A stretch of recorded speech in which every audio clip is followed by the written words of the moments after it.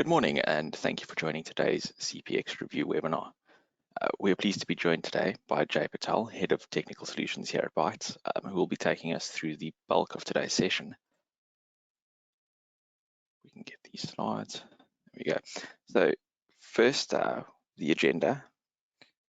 Firstly, we're going to have a short overview of Bytes, and then we'll move into the majority of the presentation, which will cover key points from Check Point CPX, and then move into an update on R81, and then into our Q&A. Quite simple for today. Seems we missed out the housekeeping. If I could quickly just go over that. So just quickly, attendee lines will be on mute throughout the session. There will be a Q&A at the end, as mentioned in the agenda.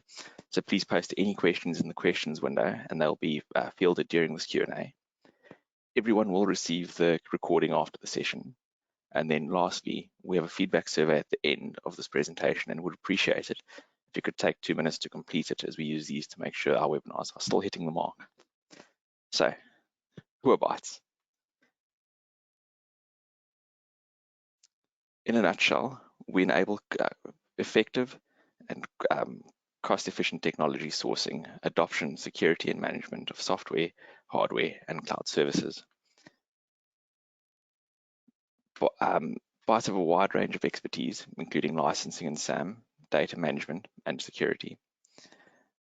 But we're here today to talk about security. So on the security side, we have a wide range of technology partners with the highest level of accreditations with the majority of our vendors. We offer a variety of technical services, hold multiple accreditations, and boast award-winning delivery, which we are extremely proud of. But as most of you are customers today, that's enough about us, and let's move on to what happened in CPX and chat about R81. Over to you, Jay.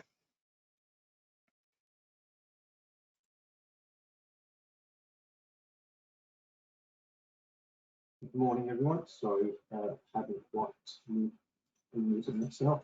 Just to look after this at my end here.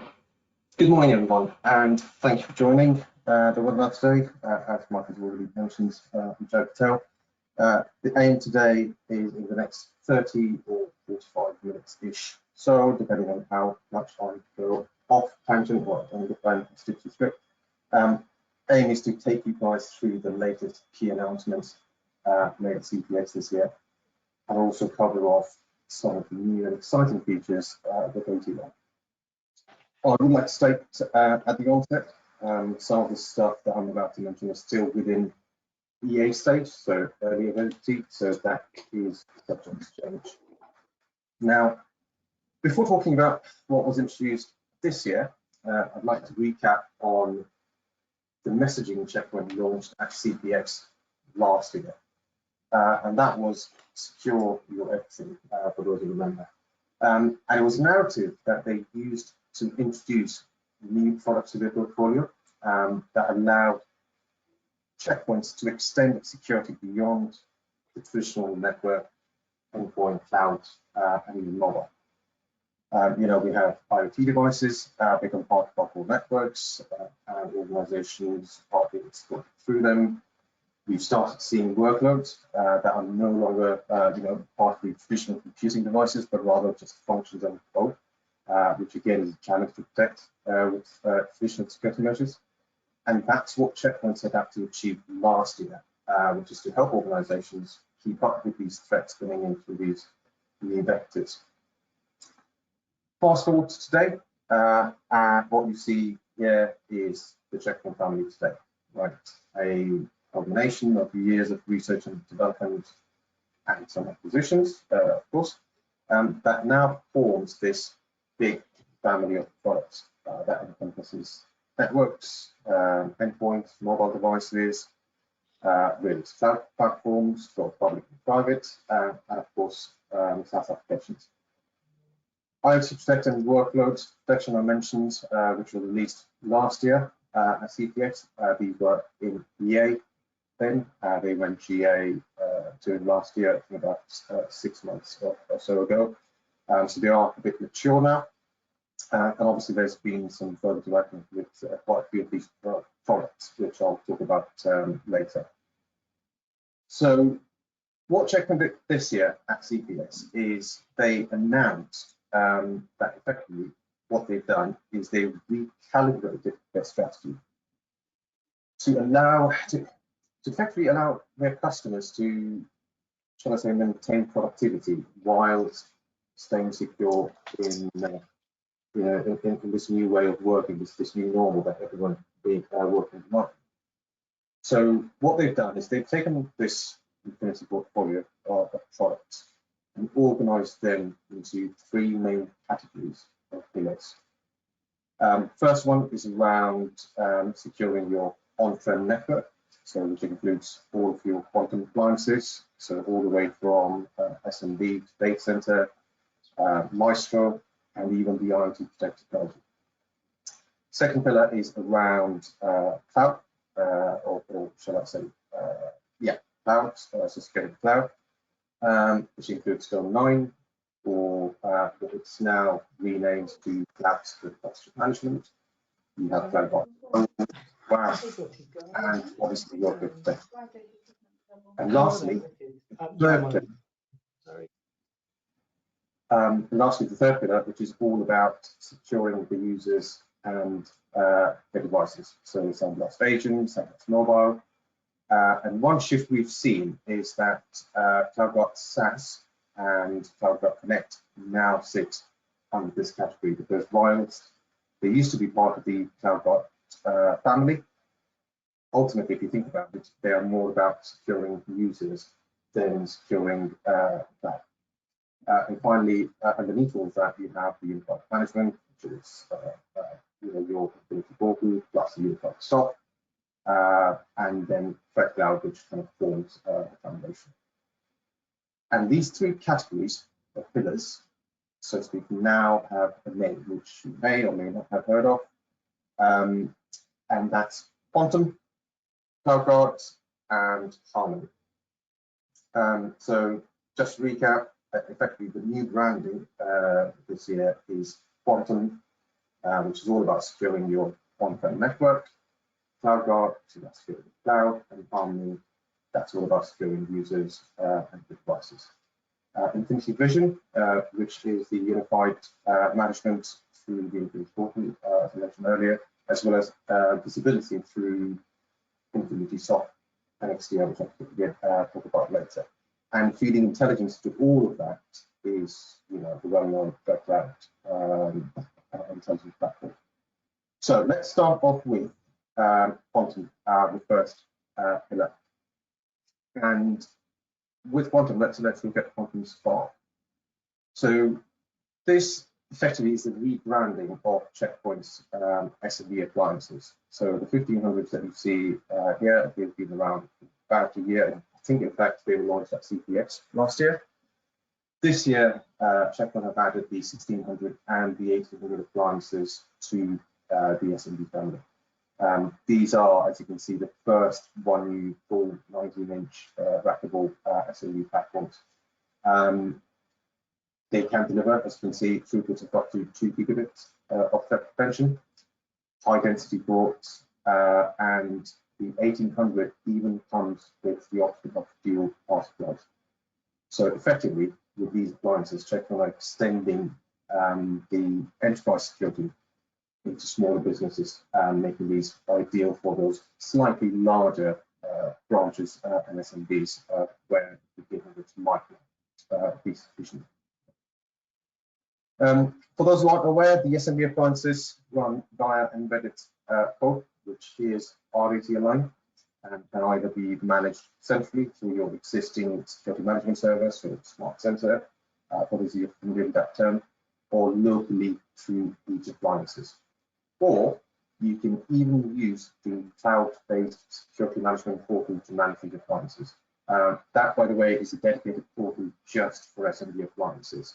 And the license for that is included or is bundled in with these appliances as well. So if all you have the need is to just do SMB appliances, and then you don't need dedicated security management, so you can get away with just the security management portal.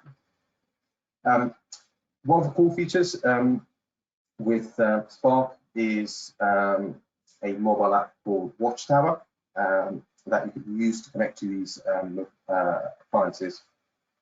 And you can receive notifications, you can have real-time events, you can review statistics and events. Like I said, you can even access the appliance's web UI to make any config changes should you wish. On the roadmap for these devices is alignment to R81 code. So as and when that happens, there'll be even better feature parity between the mainframe version. Check also mentioned that they are planning to integrate SD-WAN capabilities into these appliances, these SMB appliances. That will provide application-based routing according to ISP link policy, bandwidth, or even price. So that's Python Spark. Moving on to Maestro. Now, hopefully everyone has heard of Maestro by now. It's unique in the industry, first ever hyperscale network security solution. So typically customers today must choose, the size of your security gateway from the get-go, right? It can be a small gateway or a large one, but whatever you get, that's the cluster you will have throughout the solution's lifespan. And this, to a certain degree, causes suboptimal sizing, shall I say, and typically oversizing. So if you need 3 gig, 3 years down the line, maybe not now, but you end up purchasing an appliance now, which is capable of delivering the truth that you don't think you're delivering in 3 years. Maestro adds a whole new dimension to that game.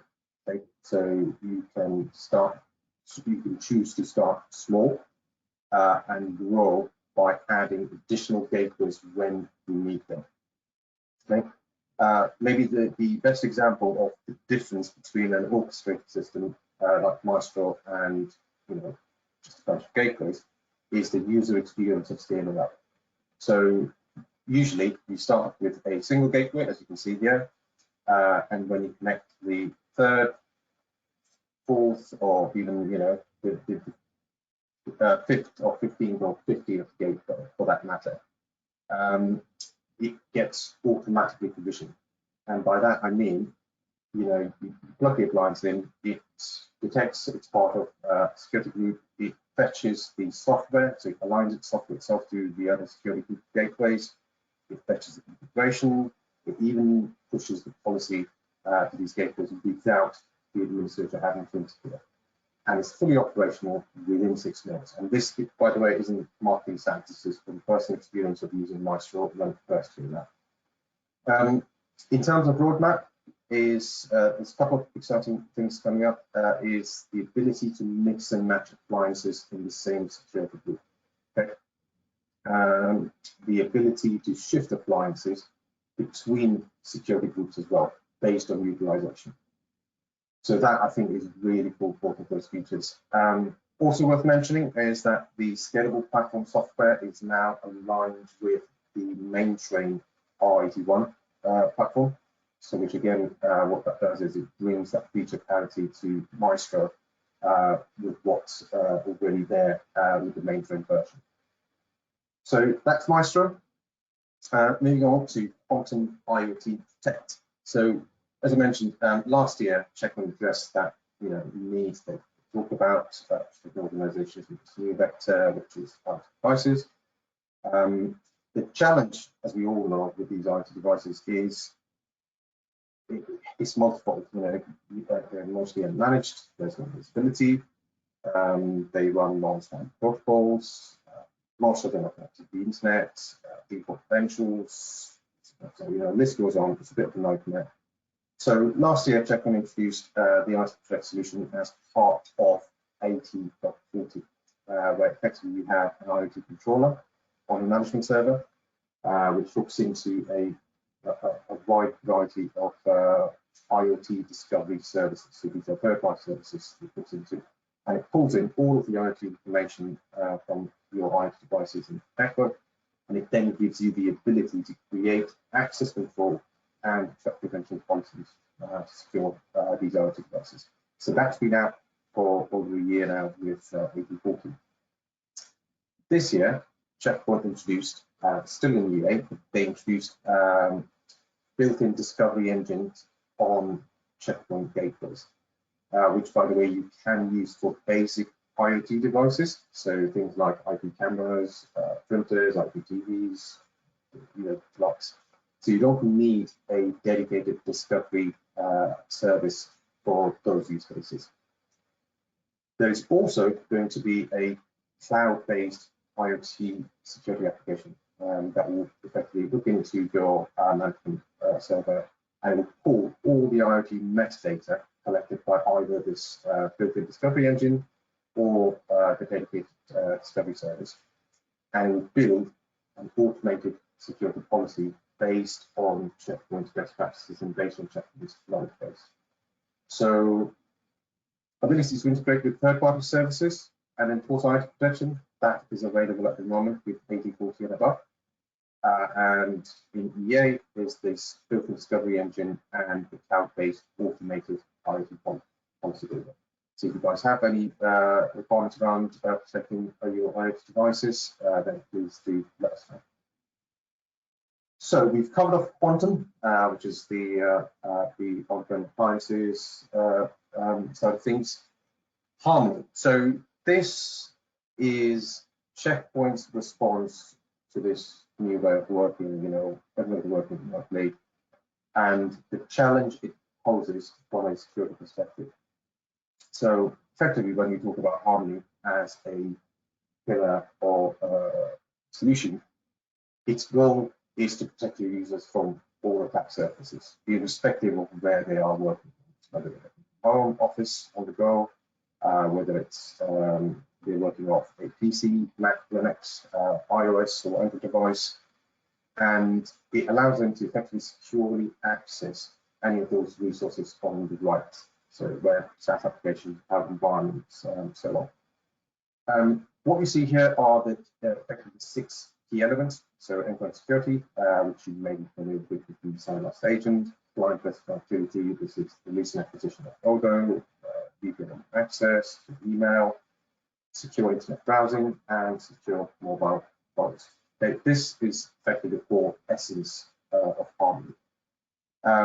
Check Point's goal with Harmony is to give you that, as I mentioned earlier, that high level of security, whilst making it simple to use, simple to manage, but equally important is simple to buy and consume as a unified commercial package. Okay, you can buy all of these elements as individual packages, but as soon as you have a requirement, you have more than 2 of these solutions, purchasing it as a total package makes it much more cost effective. Okay, I'll go through these individually now. So first up is Harmony Connect.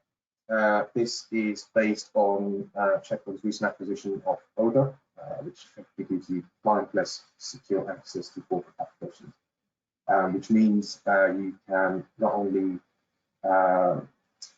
so that you can use not only managed devices, but also unmanaged devices to access corporate applications from any device, right?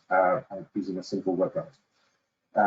And all of that whilst applying ZTNA, which is the Zero Trust Network Access, because you can allow only specific users in specific context to access specific applications. You simply set up a Docker container, by the way, near the application that you want to access, and that container will create that connection back to Harmony Connect platform. So it literally is that simple in terms of setup. Currently, you can access applications that are accessible through HTTP, HTTPS, RDP, SSH, and SQL. There's more connectivity support in the future. I'll talk about in a bit. One of the other features is you get full audit trail of user activity, including what SSH commands they've executed. You also have the option to get session recordings of RDP sessions, if that's something that you're after. On the roadmap, by the way, for Harmony Connect is native email connectivity, file shares, VNC. So all that's coming as well. This, by the way, Harmony Connect is one part of the Harmony Connect solution, which deals with remote access users. There is also Harmony Connect Internet Access. For those who remember CloudGuard Connect from last year, that's what that is. And that, just to recap from last year, is it allows you to leverage your existing routers and SD-WAN solution to effectively give you a clean and secure connectivity to the cloud. Okay, so both of those are individual elements of Harmony Connect. One focused around remote access, and the other focused around offices and giving you secure internet connectivity there. Moving on, Harmony Browse. So if you want to access the internet in a secure manner from your office or home, Check Point provide Harmony Browse. And there's two key points here. First is from a protection perspective, which is, as you can see here, Check Point protects against the three most imminent threats to web browsing. So preventing download of malware, phishing, and also prevents corporate password reuse. But the second point, which is the interesting thing for me, is the technology, because the fact that they are embedded in the browser using this nano technology, they're able to secure any session despite it being SSL, because it can inspect, they can see into that traffic. But at the same time, respecting users' privacy, because no traffic is sent to the cloud. It's all managed through the browser. And obviously, it can do URL filtering as well. Okay. This, by the way, used to be part of the complete Sandblast endpoint package, but they've now split it out so you can purchase this individually if you wish, or this can be part of the total Harmony solution as well.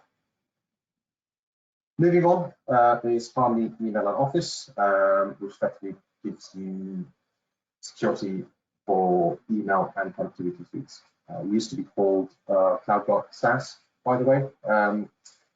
Obviously, it does much more than just checking these four elements.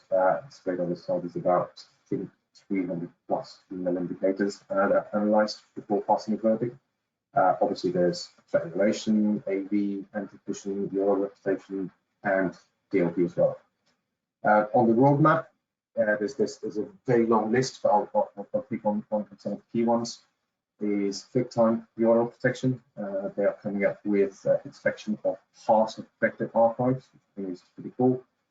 Teams support, Gmail protection, and Google Drive protection. And like I said, there's much more to come with Harmony Email and Office. Moving on is Harmony Endpoint and Mobile.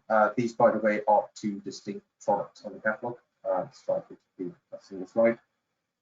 So Harmony Endpoint is effectively what used to be Sandblast Agent, and Harmony Mobile is what used to be Sandblast Mobile. Okay? So with Harmony Endpoint, Check Point's goal is to provide more and more engines to make sure that they are providing you with the widest protection against all types of different vectors that they see in the market.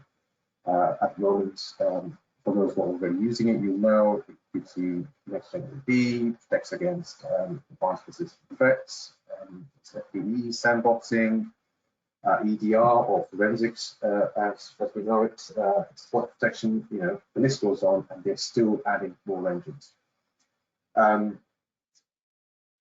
Obviously, it's worth mentioning that all these protections within Harmony Endpoint are continuously monitored by forensics, or what's EDR, which gives you that detailed report, or shall I say forensic analysis of when it finds a threat. It's really useful for any security analyst. Also worth pointing out is while traditionally these have been managed by on-prem endpoint server, it can now also be managed by cloud endpoint management as a service through the Infinity Booklet. A few interesting things on the roadmap are developer protection. So making sure your developers have Sandblast Agent on, or shall I say on the endpoint. They're not downloading and using your packages that they download off the internet. Another interesting thing is an evergreen fine. it's effectively something that the client will continuously upgrade behind the scenes without you having to do anything without anything. So that's Quantum and Harmony. Moving on to CloudGuard. So CloudGuard, AppSec, let's begin with that one. This one's a combination of a couple of technologies, as you can see on screen. So there's next-gen WAF, which helps protect against OWASP top 10, SQL injection, cross-site scripting. You have API security, which protects applications against exploits, bot prevention for your web-facing applications, and finally, intrusion prevention capabilities. Okay? What's important here is if you've ever dealt with the traditional WAF in the past, you will know they're a bit of a nightmare to maintain. And that's even before we talk about cloud. You know, in the cloud, it's even more difficult to maintain because things are changing so fast. So what Check Point have done with the AppSec solution is that it is not powered by rules, but it's powered by contextual AI. That allows you to fully automate the process of application security. And it does all of that while it auto adapts to changes. You literally do not have to touch the AppSec solution when your application changes. This was an EA last year at CPX. It's been GA 3 months now, and it can be deployed on fairly few different environments. So you can deploy it as a virtual machine, which can be starting to any legacy environments. You can deploy it as a Docker container. You can even install it straight onto the web server as an Nginx agent. Some interesting stats from Check Point, which I heard at some of these sessions, is the AppSec protection at the moment. I think they said about 90% of their customers who use it run it in prevent mode, right? And that's something that's unheard of when we think about traditional web solution.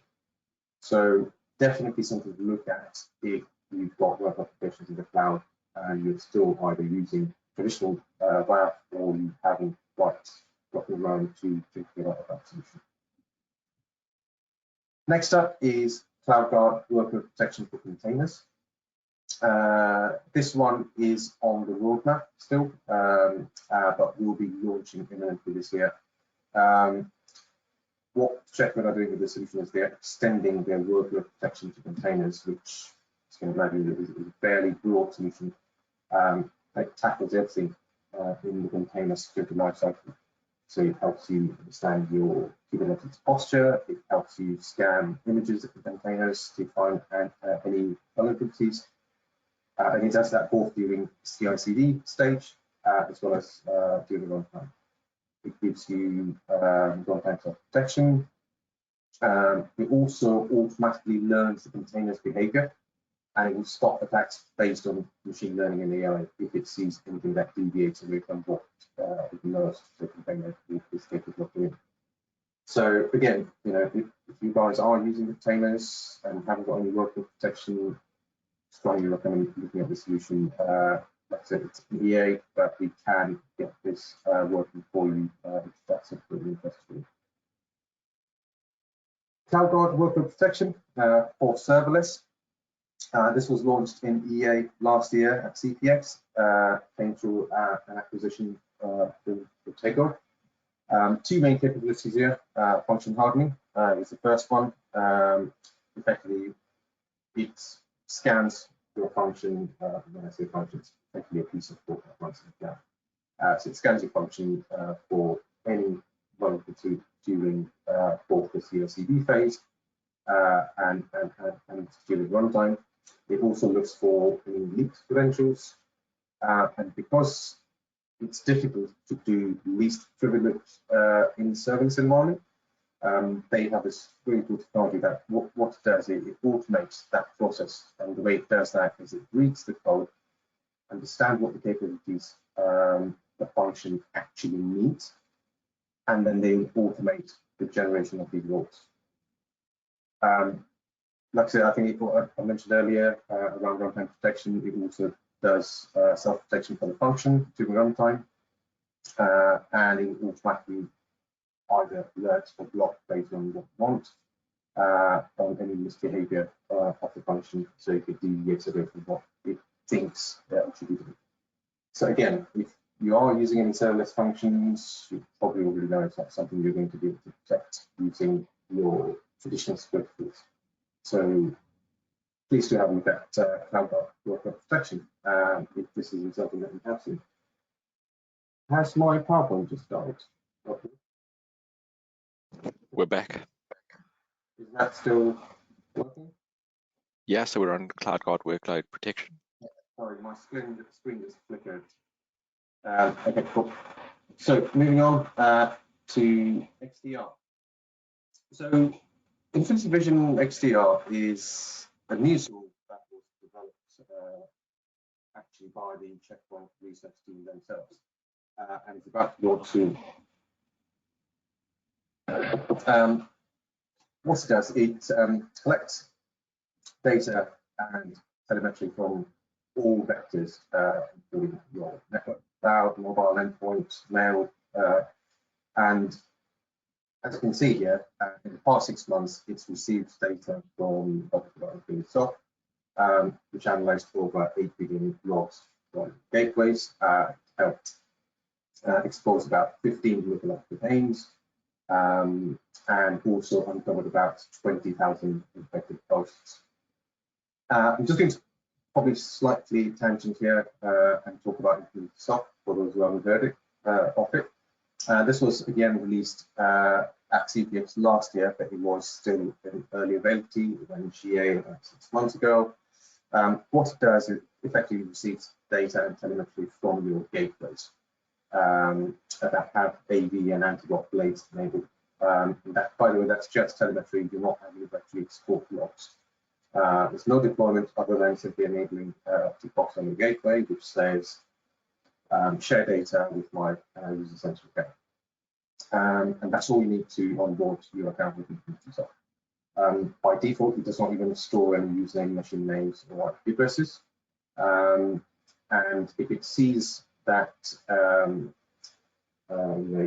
if it sees there's a compromised machine behind your gateway, it allows you to download a standalone sandbox agent with forensics, AV, anti-malware that you can use free of cost for a week to delete any malicious files, block any back connections for CNC, and obviously, forensics from within Microsoft will provide you with that detailed, pretty forensic report. So that's Microsoft, which obviously shares all of the intelligence from all of its customers into XDR. Harmony endpoints. Also, we've talked about it receives intelligence from EDR across all of the endpoints that Check Point have. It analyzes more than 2 billion logs every day, and we've probably already flagged over 100 infected endpoints that have been undetected by other tools. We then have CloudGuard analytics and CloudGuard NDR, which again analyzes billions of logs every day. And you can imagine, all of this data in terms of all the logs that have been fed back into XDR, combined with XDR's analytical engines, it helps detect those highly stealthy attacks. Those attacks that require detecting those weak signals, those lateral movements across multiple different vectors that would otherwise be missed. So what you're seeing here, by the way, is the incident tab inside the XDR application. As you can see, it's divided into multiple areas. Incidents on the left, you can see they're triaged and prioritized based on severity. If you select on any one of these incidents, it provides you with all of the details that you can see on the right. So what assets this incident relates to, details about the attack, and it even provides you with quick remediation suggestions. One important thing here with XDR is that it supports the MITRE attack framework across the entire portfolio. So you can open a security incident and you can find in each and every one of them that full MITRE attack technique map, which makes it more meaningful converting to a more meaningful language and easy to understand. There's also, by the way, a Google search-like functionality, search contacted with XDR, which allows you to search for any indicator that you think is interesting or you want to do a bit more research on, and it gives you an understanding of the geographical spread or the targeted industries for that specific indicator. Obviously, all of the intelligence from Check Point research team is also exposed here. You might not know this, but this is what the Check Point research team use themselves. So effectively what they're doing is they're exposing their own tools to your security analysts to investigate threats in your network. Last but not least is playbooks. So it's not just about detecting and giving you tools to be able to do the investigation. You can also remediate using playbooks. So there's plenty of actions with the playbook that covers all of the Check Point products. I think this is quite interesting. So what Check Point have done is they've connected all of the products to the XDR platform through API.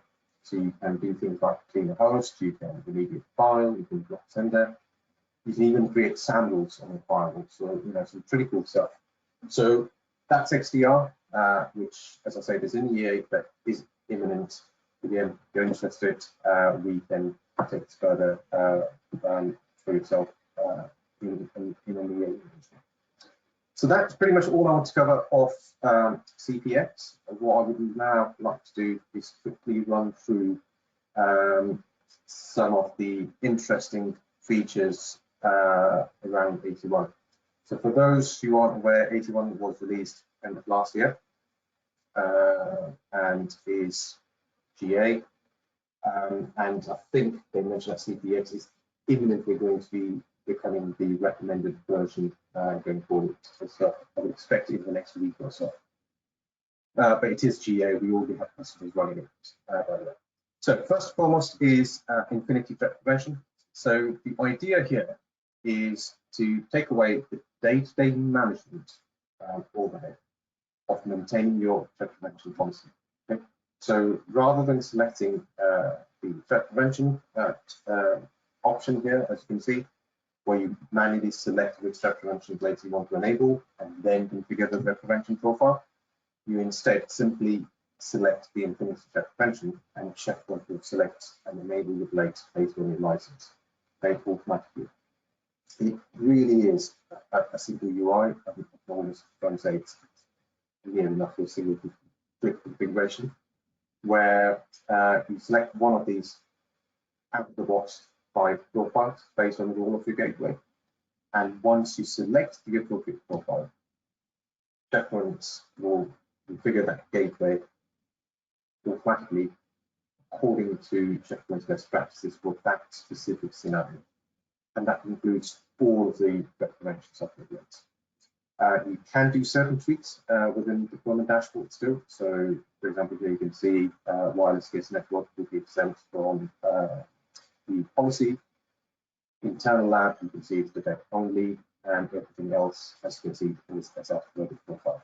So, definitely a big step in ease of managing the threat prevention policy, and definitely recommended if you want to completely be hands-off with your threat prevention profile and just let Check Point configure and maintain for you. So that's increased threat prevention. Moving on is hit counts for NAT Rules. I confidently say this is one of the most awaited features ever since Check Point released hit counts for firewall rules. If you're managing a Check Point infrastructure, that's for plenty of NAT Rules that have been in place for years and years, and you're not sure if you can delete them to tidy up with your NAT Rule. Now you can, because you can see what NAT Rules have done and you can start tidying it up. You do need the management server and the gateway to be able to want to utilize this feature. It's not just management of the feature. Okay? And so that's the account for NAT Rules. Another one with NAT Rules is the ability to now use updatable objects within NAT Rules. So you can now use things like dynamic objects, domain objects, security zones, access roles, data center objects, all of these, you can see it on this slide, got the DMT zone, and I'm using the Office 365 services into destination. So that again is something new with 81.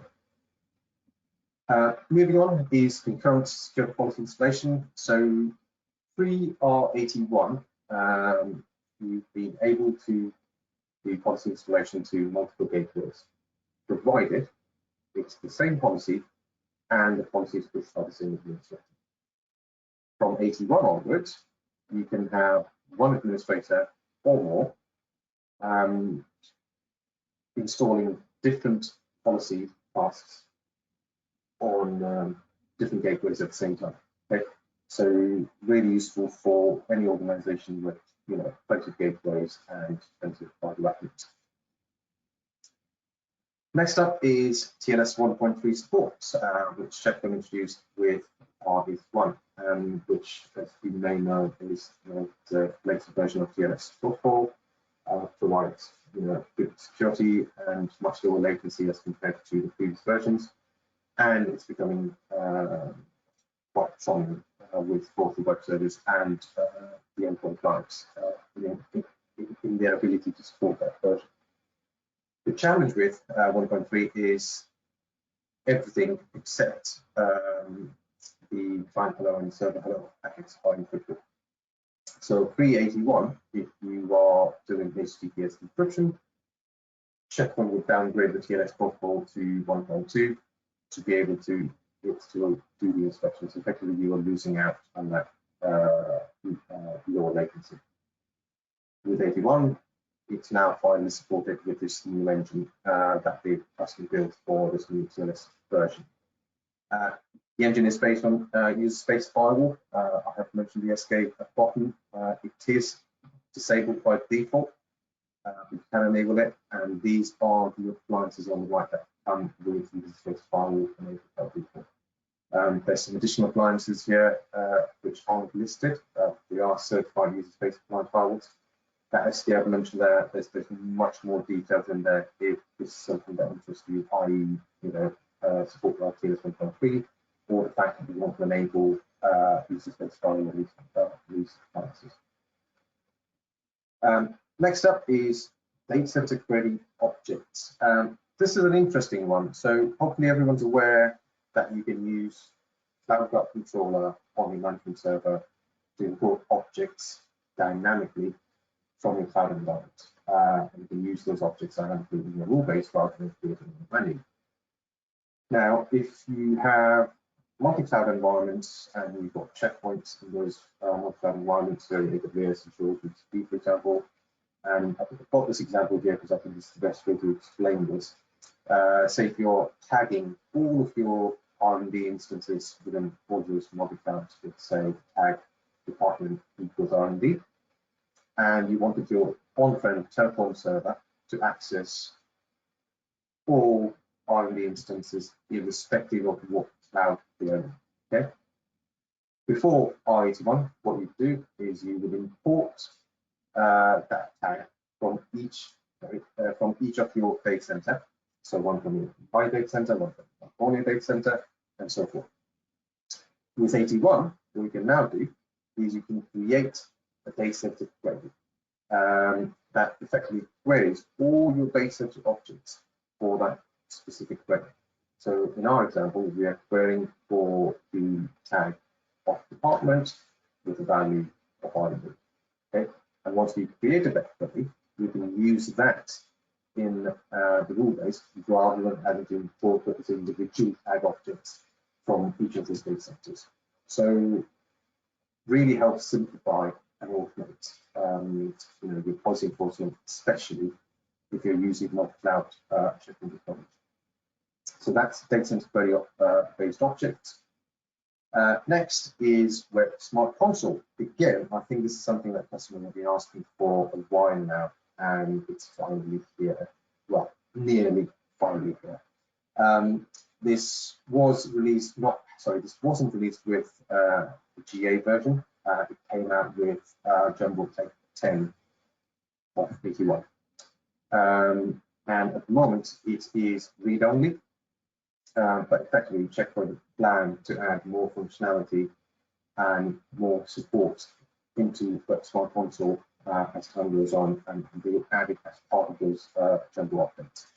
Once you've installed the Jumbo, as you can see in my slide here, all you do to access it is you go to the IP address /SmartConsole. Like I said, again, much awaited, really useful feature, and like I said, we'll keep getting updated with new functionality and additional support. Changes reports. This is an interesting one. So finally, with 81, you now have the ability to generate a report that shows the changes that you've made. So when you generate the report, it shows you a comparison between the sessions that you selected. So it tells you the number of changes you've made, the type of changes, so is it add, edit, delete, for both access control and threat prevention rules and objects. So you can see here it shows us the newly created rule, and if I scroll further, it shows us the objects that were created as part of that change. You can also finally view the changes that you made in the current session without having to publish those changes. Okay. Prior to 81, that was a bit of a challenge to try and get your head around exactly what changes you've made, especially if you're halfway through a fairly large amount of changes. So as you can see on the site, that's where you go to create the report for your current session. So again, really useful feature. Admins will love it, especially the ones who make plenty of firewall changes on a regular basis. And last but not definitely not the least is probably my favorite feature, which is the accelerated install policy.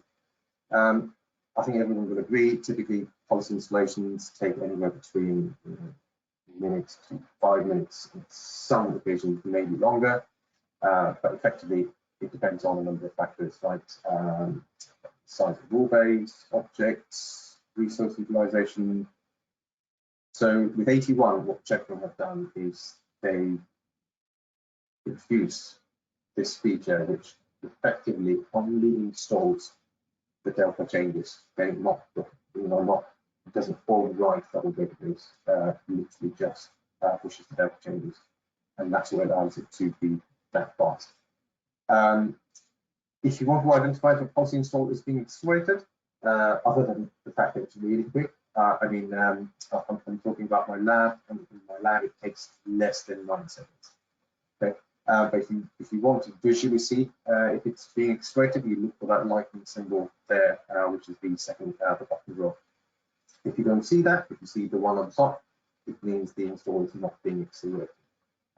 There is an SK which lists the reasons behind why it doesn't get accelerated, but it's nothing you've come across on a day-to-day basis. It's things like if you're pushing a policy package that's different to the one already installed on the gateway, or things like you've modified the inspect files within the $/lib directory, things like this. But the majority of the cases, you will benefit from this Delta push accelerated install policy. And I think that's all I wanted to cover on today's webinar. I'll leave you with this popular Check Point Infinity architecture site that's now updated to reflect these, 3 new main pillars.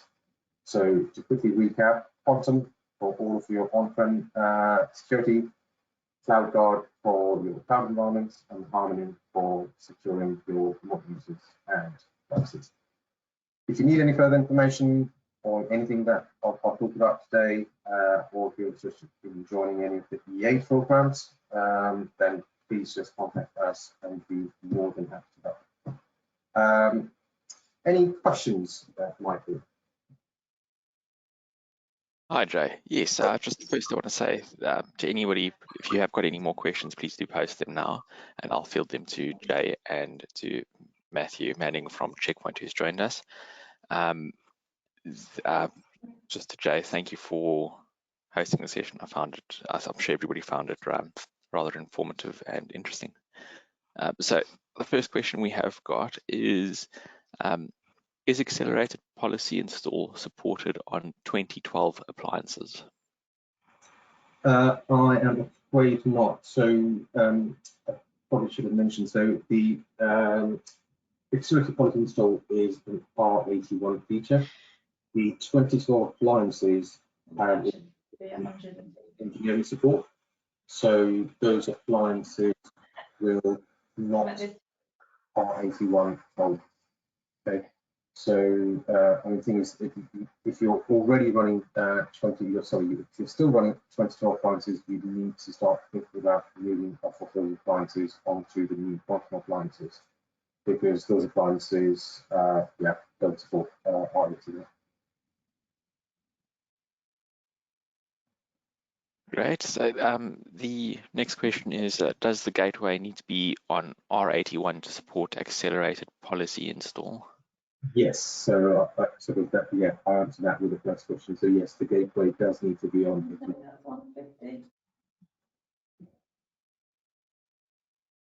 Sorry, I didn't pick up on that. So then the next question we have is, can I still use the old way of configuring threat prevention manually rather than using the automated Infinity threat prevention? Yes, absolutely. If you're one of those customers who like to do, plan your control of your threat prevention policy and you want to tweak it the way you want it configured for your business, then absolutely you can. But if you're one of those businesses that just want to be hands-off and let Check Point automate that process, then yes, you can use Infinity threat prevention. If not, you can carry on using the old style, more granular control. Great. And then the last question we have is, are the 6200 appliances supported with Maestro? Yes, they are. There is, in fact, an SK. If you literally Google, or we might send this off as when we send out the recording, there is an SK which talks about all the supported appliances, but effectively, I think it's all of the quantum appliances except the baby appliances with 38 volts. I think 6200 appliances and up, all of the appliances are supported in Maestro. That's great. It doesn't look like we have any other questions that have come in. So with that, I'd just like to say, again, thank you to Jay for presenting, and thank you to everybody for taking the time out of their days to spend with us. We really do appreciate it. If you do have some time, if you could fill out the feedback form at the end, that would be greatly appreciated too. Cool. Thanks a lot, guys. Thanks, and bye, everybody.